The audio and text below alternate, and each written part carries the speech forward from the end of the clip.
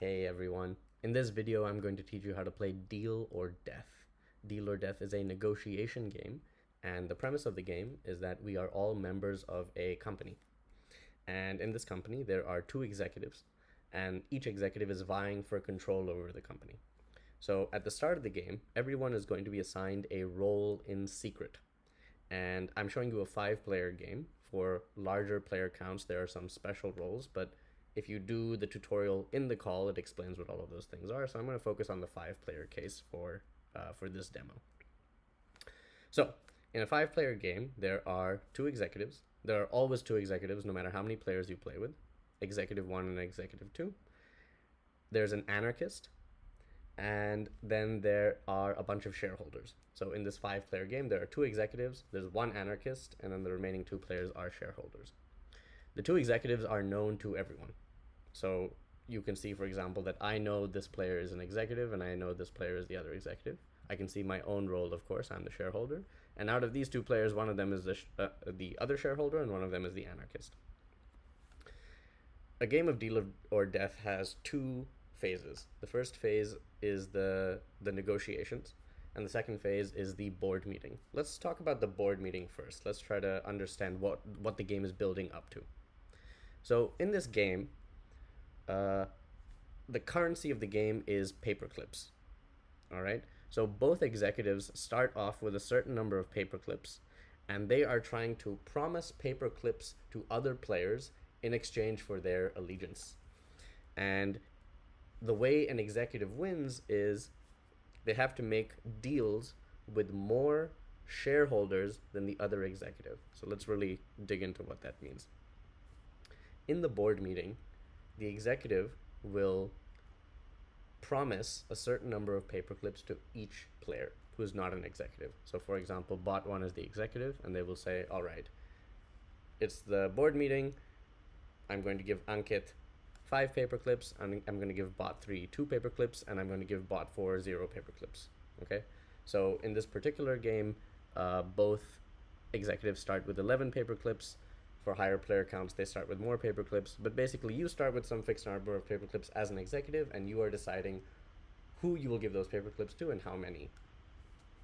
On the flip side, the non-executives, the board members, so me, bot 3, bot 4, we are going to declare how many paper clips we expect from one executive.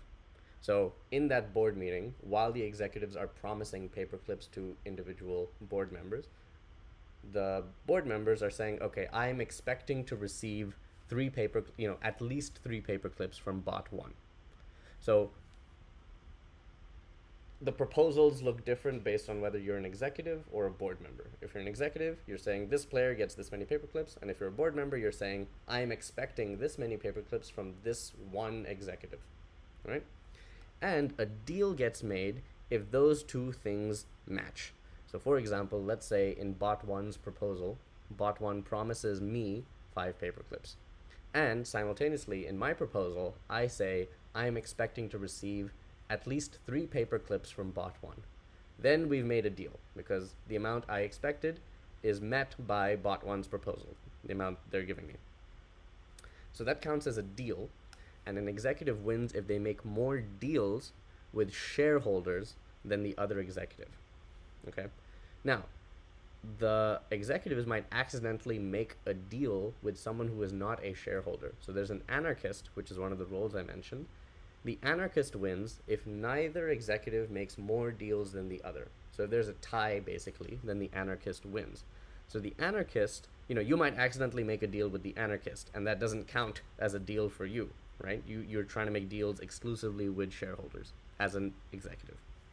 So that is what this is all building up to. That's the board meeting. It's this transfer of paper clips, and you see how many deals you can successfully make, and that's what determines who wins the game. It's either executive 1 or executive 2 or the anarchist. Now, let's talk about the build up to the game, which is the negotiations. There are several rounds of negotiations, and a negotiation is basically a one-on-one conversation between a board member and an executive. So what happens at the start of each negotiation is, one by one, the two executives choose one player that they would like to talk to for 2 minutes. So bot 1 will choose one player to talk to for 2 minutes, then bot 2 will choose one of the remaining players to talk to, and then each executive will go off into a private room to have their one-on-one conversation with the board member they chose. Anyone who is not in one of those private rooms, so anyone who's left behind, gets left behind in the networking room. You're about to see some of this. So this is the first round of negotiation. Bot 1 has to choose a player to negotiate with, right? So let's just step through this. Bot 1 chooses bot 4 to negotiate with, and then bot 2 chooses either me or bot 3. Let's see who they choose. Great, they chose me. Okay. So I am about to jump into a private conversation with bot 2. Bot 4 and bot 1 are about to have their own private conversation. Bot 3 is about to be left behind in the networking room, right? So you can see here, I am now in a room with bot 2, right? So the game automatically sends you to the right room, and we are having a negotiation right now. So I am saying to bot 2, hey, look, I'm a shareholder. I want to support you. If you give me 4 paper clips, I can try to get you some information in the networking room. If you want to talk to me again later, I can try to be helpful to you, right? And bot 2 is thinking, okay, is this person for real? Are they the anarchist? Do I really want to align myself here? Okay, so let's just, a few more details about this one-on-one negotiation. It's 2 minutes long. 2 minutes is not a very long amount of time, so it goes by really quick. If both of us want to end the negotiation early, then we can both click continue, and I will go back to the networking room while the other one-on-one conversation might still be happening. Okay, so this round of negotiation ends when we are done with our private conversation and the other executive is done with their private conversation. Then everyone comes back together and the 2 executives choose a new partner to negotiate with. Okay, so that cycle repeats until every executive has had a one-on-one conversation with every single board member. Okay, so in this particular game, there are 3 board members. So bot 2 has to talk to the first one, then the second one, and then the third one. So that's 3 rounds of negotiations. There is a final round of negotiations where each executive can pick one player to talk to again. So that is the structure of the game. However many board members there are, there's that many rounds of negotiations, plus 1 for the extra round of negotiation, and then you have the board meeting where people are wheeling and dealing paper clips. And the point of these one-on-one conversations is to try and figure out who you want to align yourself with and maybe informally agree on a certain number of paper clips that will be exchanged at that board meeting in the hopes of you winning the game.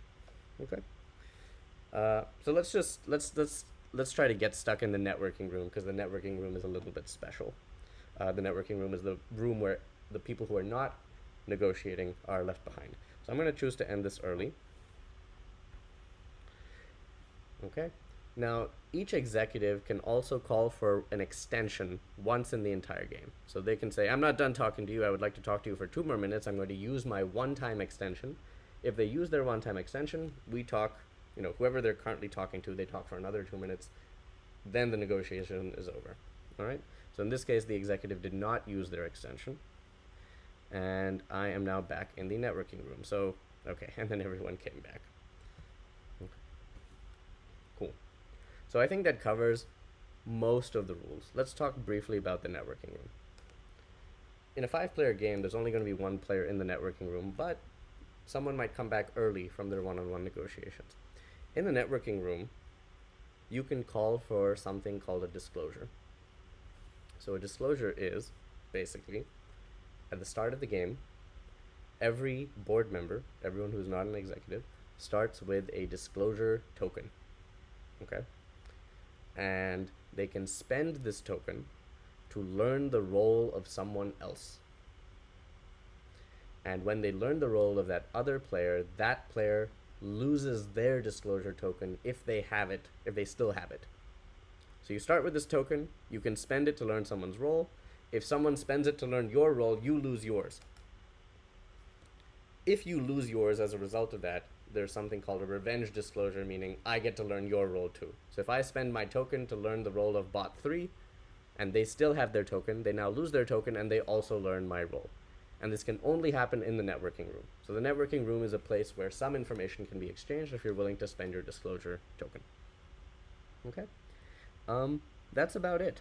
There are some extra roles and complications with larger player counts. So in this game, again, there's shareholders, the anarchist, and two executives. For, say, a 10-person game or an 11-person game, you can add more roles that have their own goals and are not aligned with either executive. So you can add the entrepreneur, you can add the consultant, you can add the intern who is aligned with the anarchist. And, that's a lot of fun. That's where the replay value comes from. A couple of things that I didn't mention. So I'm a shareholder, so how do I win? I talked about how the executive wins, make more deals with shareholders than the other executive. I talked about how the anarchist wins, make sure both executives make the same number of deals. How do I win? As the shareholder, I win if the executive that I make a deal with wins the game. So basically, if I align myself with the person who ends up in power, then I win. And as a bonus, if I get the most paperclips after all the transfer of paperclips is done, then I end up becoming the majority shareholder, which is, you can think of it like a bonus win, like some other achievement that I unlocked through this process. Okay. All right, I just also wanted to quickly show you here what the networking room looks like. So here we have a situation where both of the one-on-one conversations are done, but we still have some time in the networking room before the executives come back, okay? So I said that we all start with a disclosure token and we can spend it to learn the role of someone else. So I want to show you how that works, okay? So I still have my disclosure token and I'm going to learn bot4's role. You can see here it says this is your networking time. To call for a disclosure, click on a player. So I'm going to click on bot4 over here. And I am going to learn that they are the anarchist, okay? And great. And then the executives came back, all right? Just a note about the networking room. When the executives are having their one-on-one conversations, those negotiations last 2 minutes. However, the networking room is a 30-second action that keeps refreshing itself to account for who has come back and who hasn't. So, if you start off in the networking room, you will only be able to call for a disclosure on a player who is with you in the networking room at the time. But let's say one of the one-on-one conversations ends early and that player comes back. You have to wait for your current 30-second action to finish, then a new one will start, and in that new one, you can now call for a disclosure on that new player who just came back, right? So the reason that action keeps reforming is to account for who is currently in the room. So that's just a quick note about how that works. All right, folks, so this is the final part of the game. This is where we actually make our proposals for paperclips, okay? So it explains how the proposals work, right? So the executives are proposing to give a certain number of paperclips to a bunch of different players, and the board members have to propose how many paperclips they're expecting from exactly one executive, okay? So we're getting slightly different versions of the same action at the same time. So in a second here, it's going to ask me how many paperclips I'm expecting from one of the executives. And the way I tell Ludio how to do that is I'm going to say, okay, I'm expecting paperclips from bot 1. So I click on bot 1's face, and I'm expecting 3 paperclips from them. And, I can unselect, reselect, okay? So you can change. And then as soon as you've decided exactly what you want to do, you can confirm, okay? Now the executives get a similar action. They have to click on one of the board members' faces and also how many paperclips they're promising them, but they get this action multiple times because they may want to give paperclips to multiple players, as they have to do. Okay, so we just have to wait for them to finish. And once they've finished, we will see which deals got made and which deals were not made. Okay, here we go. So, quick rule here: if you still have your shareholder token at the end of the game and you are a shareholder, sorry, if you still have your disclosure token and you were a shareholder, you get an extra paperclip, okay, which might push you over the edge to become the majority shareholder. So that's just a quick rule there. Okay, so none of us made any deals, and because nobody made any deals, the anarchist wins. Okay. Now, if deals had been made, you would see which pairs of people had made deals and for how many paperclips. And it would go through each deal and explain, who proposed what. Okay? So, that's how you play Deal or Death. I think it's a lot of rules explanation up front, but mechanically, you are just talking to many people in a row and then bargaining for how many paperclips you want at the end. So it's very easy to play. It's not complicated to play at all. I've played this a couple of times. It's really, really fun. I really like the premise of the game. And so yeah, we hope you enjoy it and we hope you get to try it out. Thanks so much.